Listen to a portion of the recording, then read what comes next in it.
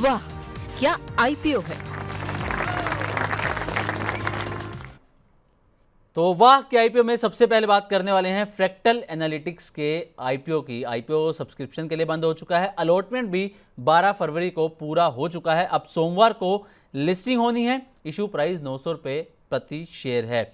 और इसके जीएमपी की अगर बात करें तो investorgain.com के मुताबिक जीएमपी नेगेटिव चल रहा है, यानी कि डिस्काउंट पर लिस्ट होने की संभावना यहाँ पर जताई जा रही है। 890 रुपये के आसपास लिस्टिंग का संकेत मिल रहा है। और आईपीओ को कुछ खास रिस्पॉन्स भी नहीं मिला, ज़्यादा आईपीओ भरा भी नहीं है। तो sir, fractal analytics company AI के जोन फील्ड में काम करती है, तो क्या आपको लग रहा है सर कैसी इसकी लिस्टिंग रह सकती है, कैसी आपको संभावनाएं लग रही हैं लिस्टिंग को लेकर सर? लिस्टिंग की बात करें तो ओवरऑल हाई रिस्की टाइप का आईपीओ है, और हमारी इसमें रिकमेंडेशन की भी सलाह रहती है। लेकिन जो इन्वेस्टर रिस्क लेने का एपेटाइट रखते हैं वो इसको अप्लाई कर सकते थे, और उसके हिसाब से लंबी नजरिए में high risk high reward type का ये कंपनी है। तो मेरे सबसे हो सकता है कि लिस्टिंग शायद थोड़ी सी वीकनेस हो, जिससे सबसे ग्रे मार्केट इंडिकेट कर रहा है।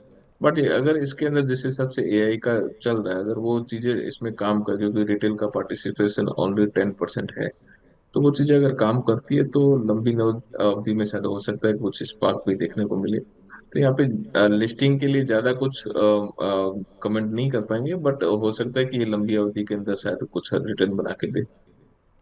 ओके, ठीक है सर। सर, कोई एक ऐसी गलती, जिन्हें आईपीओ अलॉट हो गया है, मंडे को लिस्टिंग होनी है, कोई एक ऐसी गलती जो नहीं करनी चाहिए अगर जिन्हें अलॉट हुआ है, तो वो क्या आप बताएंगे सर?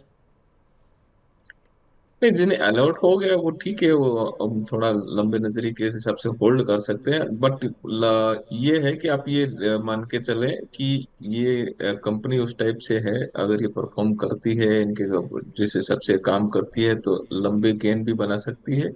और अगर ये उल्टा उल्टा पड़ता है तो फिर इसके अंदर काफी सारा अपने को वैल्यू इरेजन होते हुए भी दिख सकता है। तो अगर वेरी शॉर्ट टर्म है तो फिर आप उसको 5-10 रुपया या 20 रुपए के हिसाब से ना देखते हुए आप अपना कॉल ले सकते हैं। बट अगर लंबी अवधि में रखनी तो ये दो चीजें आपको ध्यान में रखनी पड़ेगी। ठीक है सर, चलिए अगले आईपीओ की भी यहाँ पर बात कर लेते हैं। आई फाइनेंस का आईपीओ, इसकी भी अलॉटमेंट प्रोसेस पूरा हो चुका है। इसकी भी लिस्टिंग सोमवार को होनी है। इशू प्राइस 129 रुपये पर शेयर है। और फ्रेश इशू से जो है कंपनी को 710 करोड़ रुपए के आसपास की रकम मिलने वाली है। ओएफएस से 300 करोड़ रुपए जाएंगे मौजूदा निवेशकों को। जीएमपी की अगर बात करें तो 35 पैसे प्रति शेयर इसका जीएमपी चल रहा है, यानी कि 129 रुपये के आसपास लिस्टिंग की संभावना इसकी जताई जा रही है। तो सर, आई फाइनेंस इसके बंद हो चुका है हालांकि आईपीओ। क्या आपको लगता है कि इसका जिस तरीके का कारोबार है, कैसी इसकी लिस्टिंग की संभावनाएं आपको लग रही हैं? देखिए, यहाँ पे भी कोई स्पार्कल जैसा नहीं है, ज्यादा कुछ टेबल पे छोड़ा नहीं है, तो मेरे हिसाब से यहाँ पे भी लिस्टिंग हमारा वैसे भी ध्यान न्यूट्रल है, कोई ज्यादा सब्सक्रिप्शन नंबर भी नहीं आए थे, तो कुछ उम्मीद है नहीं। ये लिस्टिंग होने के बाद में जैसे स्टेबल होगा उसके बाद में कुछ ही कॉल ले सकते हैं। फिलहाल यहाँ पे कोई राय बनती नहीं है, और मेरे हिसाब से मुझे नहीं लगता कि ये कुछ लिस्टिंग गेन भी बना के दे, हो सकता है कि शायद डिस्काउंट में भी लिस्ट हो जाए। ओके, ठीक है सर। अच्छा सर, वैसे जिस तरीके के बिजनेस में है आई फाइनेंस, या हम दूसरे देखें बजाज फाइनेंस टाइप जो कंपनीज हैं, क्या आप रिकमेंड करेंगे कि अगर इसकी लिस्टिंग हो भी जाती है तो इसमें आप उस वक्त रिव्यू करके सलाह देंगे, या फिर बजाज फाइनेंस जैसे जो काउंटर्स हैं वो मजबूत हैं, क्योंकि पिछली पास परफॉर्मेंस भी हम उनकी देख चुके हैं? नहीं, देखिए, बजाज फाइनेंस और ये काउंटर में कंपैरिजन हो ही नहीं सकता। वो कंपनी का वर्किंग पैटर्न अलग है, ट्रैक रिकॉर्ड अलग है, प्रमोटर अलग है। तो कंपेरेटिव कंपैरिजन करना शायद थोड़ा सा मेरे हिसाब से नहीं करना चाहिए, वो टाइप का कंपैरिजन। पर्टिकुलर कंपनी है, इनका अपना बिजनेस है, जो जैसे ये अपना नंबर्स आएंगे उसके हिसाब से इसको फिर रिव्यू कर सकते हैं।